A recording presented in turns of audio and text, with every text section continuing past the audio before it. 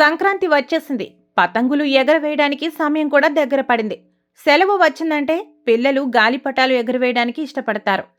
కానీ ఈ ఆనందం వెనుక అది కొద్ది సంవత్సరాలుగా విషాద ఘటనలు చోటు చేసుకుంటున్నాయి. గాలిపటానికి వాడే దారాన్ని మామూలు దారం వాడకుండా గట్టిగా ఉండి తెగకుండా ఉండేందుకు చైనాలో తయారు చేసిన మాంజా దారాన్ని మన దేశంలో విరివిగా వాడుతుండటంతో ప్రమాదాలు జరిగి చాలామంది చనిపోతున్నారు.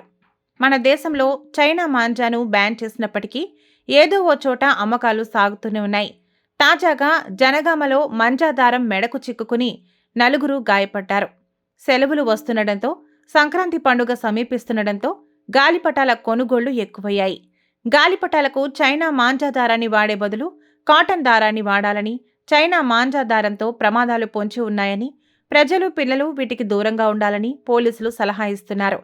అలాగే షాపుల్లో చైనా మాంజా దారాన్ని అమ్మకుండా పోలీసులు చర్యలు తీసుకుని అమ్మకం సాగించే వారిపై చట్టపరమైన చర్యలు తీసుకుంటే అమ్మకాలు ఉండవని, ప్రమాదాలను నివారించిన వారమవుతామన్నారు. ప్రమాదాలు తెచ్చే చైనా మాంజాలు ఇకనైనా మానేయండి. ప్రమాదాలను నివారించండి.